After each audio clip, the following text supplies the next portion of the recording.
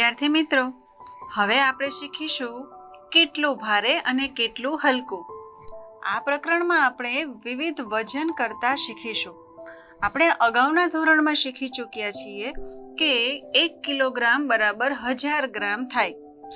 એ ઉપરાંત આપણને ખ્યાલ છે કે વસ્તુનું કદ જે છે એ મુજબ એનું વજન હોય. જો વજન ઓછું હોય તો આપણે ગ્રામમાં માપીએ અને વધારે હોય તો કિલોગ્રામમાં માપીએ. આ માટે આપણે વજન કરવાના આવા એના જે વજનિયા છે એનો ઉપયોગ કરીએ, જે 1 કિલો, 2 કિલો, 5 કિલો, 500 ગ્રામ, 250 ગ્રામ, 200 ગ્રામ, 100 ગ્રામ, 50 ગ્રામ એવા માપમાં આવતા હોય. આપણને વિવિધ તુલાઓ, ત્રાજવા વિશેનો ખ્યાલ છે. આ ત્રાજવાના બંને પલ્લા સમતોલ થાય ત્યારે બંનેનું વજન સરખું છે એવું કહી શકાય. તમે બહાર ખરીદી કરવા જાઓ ત્યારે આવું જોતા હશો કે એક બાજુ વજનિયું મૂકે અને એના વજન બરાબર વસ્તુ જે છે એ તોલવામાં આવે. તો ચલો મિત્રો, આપણે આ વજનમાં હલકું અને ભારે વિશે વધારે સમજૂતી મેળવીએ. જેના માટે આપણે એક ઘોડાગાડીનું ચિત્ર જોઈએ. ઘોડાગાડીની અંદર થોડી વસ્તુઓ ભરેલી છે. આ વસ્તુઓ છે એ આપણે શોધીશું. ઘોડાગાડીમાં કુલ કેટલું વજન છે તે શોધીશું. ત્યારબાદ એમાંથી કેટલીક વસ્તુ કાઢી નાખીશું અને 700 કિલોગ્રામથી વધારે વજન ન થાય એ પણ જોઈશું. તો સૌથી પહેલાં જોઈએ આપણે આ કોષ્ટક. હવે ઘોડાગાડીની અંદર જે વસ્તુઓ છે એનો વજન જોઈએ. દરેકનો આપણે સરવાળો કરતા જઈએ. આપણે સરવાળો મૌખિક રીતે કરીશું કારણ કે હવે આપણને મૌખિક સરવાળો પણ આવડી ગયો છે.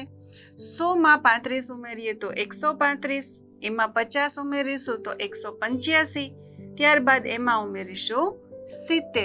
તો 185માં 70 ઉમેરીએ એટલે 255, એમાં 10 ઉમેરીએ 265, 5 ઉમેરીએ તો 270, વળી એમાં 20 ઉમેરીએ તો 290, 10 ઉમેરીએ તો 300 અને ફરી 10 ઉમેરીએ તો 310. તો કુલ કેટલું વજન ભર્યું છે?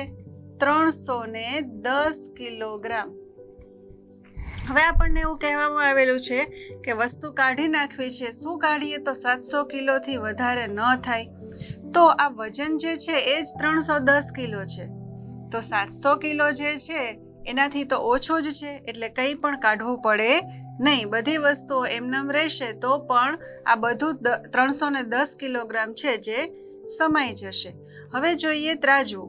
ત્રાજવાની અંદર આપણે બે વસ્તુઓ મૂકી અને જોઈશું કે કઈ વસ્તુ વધારે ભારે છે. હવે જોઈએ પેન્સિલ અને કંપાસ. તમે ત્રાજવાના બંને પલડામાં એક એક વસ્તુ મૂકો તો જે ભારે વસ્તુ હોય એ નીચી જાય, એ નમે. જે ભારે વસ્તુ હોય એ હંમેશા નમે. તો કંપાસ છે એ નીચે જશે. ત્યારબાદ જોઈએ પાણીની બોટલ અને દફતર. તો તમારું દફતર છે એ નીચું જશે. પુસ્તક અને ઇરેઝર. તો પુસ્તક છે એ નીચે જશે. ત્યારબાદ ચમચી અને ગ્લાસ. તો ગ્લાસ નીચે જશે કારણ કે એ વધારે વજનવાળું છે.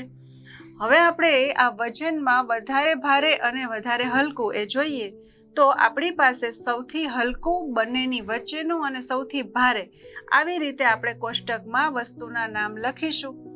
જે વસ્તુઓ છે એમાંથી સૌથી હલકી વસ્તુને આપણે લખીશું, સૌથી ભારે અને બંનેની વચ્ચેની વસ્તુ. તો આપણને જે વસ્તુઓ આપેલી છે એમાંથી રૂ સૌથી હલકું, પુસ્તક વચ્ચેનું અને દફતર સૌથી ભારે. ત્યાર પછીની જોડી જોઈએ તો માપપટ્ટી સૌથી હલકી, આપણો જે તમારો ચોરસ છે, લંબચોરસ એ વચ્ચેનો અને પાણી ભરેલી બેગ જે ડોલ છે એ સૌથી મોટી. ત્યારબાદ રૂમાલ સૌથી હલકો, શર્ટ મધ્યમ અને સાડી સૌથી ભારે. ચીકુ છે એ સૌથી હલકું, ટેટી મધ્યમ અને તરબૂચ છે એ સૌથી ભારે. તો આ રીતે આપણે વસ્તુઓનું શોર્ટ કરીને જોયું કે સૌથી હલકી કઈ છે, સૌથી ભારે કઈ છે અને મધ્યમ કઈ છે. આ પરથી આપણે વળી પલડામાં જોઈશું કે કયું પલડું નીચે જશે. અહીં આપણે ગ્રામ વજનિયા લીધેલા છે. સરવાળો તો તમને આવડે જ છે. તમારે બંને બાજુના પલડામાં જે ગ્રામ છે એનો સરવાળો કરતું જવાનું અને જોવાનું જેનો વજન વધારે આવે એ નીચે જશે. તો જે વજન વધારે છે એમાં આપણે એરો કરીને નીચે જતું દર્શાવેલું છે. હવે આપણે આ બધા જ વજનિયાનો સરવાળો મૌખિક કરી અને જોતા જઈએ તો જે પણ પલડામાં વજન વધારે થશે એ આપણે નીચે કરતા જઈશું. તો આપણને હવે ખ્યાલ છે કે જે બાજુ વજન વધારે છે એ પલડું નીચું નમે. તો જે બાજુ સૌથી વધારે વજન આવે છે એને આપણે નીચે દર્શાવ્યું. હવે જોઈએ ગ્રામ અને કિલોગ્રામ. હવે આપણે ગ્રામમાં શું શું માપીએ તો આપણે અગાઉ જણાવેલ મુજબ જે વસ્તુઓ ઓછા વજનમાં લેવાની હોય એને આપણે ગ્રામમાં માપતા હોય અને વધુ જથ્થામાં લેવાની હોય એને કિલોગ્રામમાં માપતા હોય. તમે ખરીદી કરવા જાઓ ત્યારે આવી કઈ વસ્તુઓ હોય તો કોફી, કાજુ બદામ, કેસર, હિંગ, સોનું, આ બધી વસ્તુ એવી છે કે જે આપણે ખૂબ ઓછા જથ્થામાં લેતા હોઈએ અને એને આપણે ગ્રામમાં માપતા હોઈએ. જ્યારે ડુંગળી, બટેટા, ઘઉં, ખાંડ, તરબૂચ, ચોખા, આવું બધું જે છે એને આપણે વધારે જથ્થામાં લેતા હોઈએ અને એને આપણે કિલોગ્રામમાં માપતા હોઈએ. ત્યારબાદ જોઈએ કે ખરીદેલ વસ્તુના વજનની સામે આપણે ગ્રામ અને કિલોગ્રામ લખવું હોય તો અનુમાન કઈ રીતે કરીશું. જુઓ, અહીં એક લિસ્ટ છે જેમાં વજન પછીનું પેજ છે એ ફાટી ગયું છે, તો એમાં ગ્રામ આવશે કે કિલોગ્રામ એની આપણને કેમ ખબર પડે? તો સૌથી પહેલા આપણે વસ્તુઓ જોઈશું, એ વસ્તુઓનું જે વજન છે એ જોઈશું અને અનુમાન લગાવીશું. વસ્તુનો જથ્થો આપણે કેટલો લેતા હોય એના પરથી આપણે અનુમાન કરીશું. સૌથી પહેલા છે ચોખા અને એના વજનમાં 5 લખ્યા છે, તો 5 ગ્રામ આવે કે કિલોગ્રામ આવે? ગ્રામ એટલે સાવ આટલાક થાય, તો ચોખા છે એનો ઉપયોગ તો આપણે વધારે કરતા હોઈએ એટલે એની બાજુમાં લખીશું કિલોગ્રામ. ખાંડ છે એ પણ આપણે વધારે જથ્થામાં લેતા હોય તો એમાં પણ લખીશું કિલોગ્રામ. પછી છે રાઈના દાણા.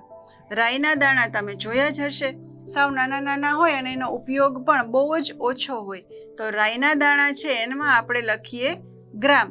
જો વધુ જથ્થામાં લેવાના હોય તો કિલોગ્રામ અને થોડા લેવાના હોય તો ગ્રામ. ઘઉં છે એમાં તો કિલોગ્રામ જ લાગે કારણ કે એ તો આપણે ખૂબ વધારે લઈએ.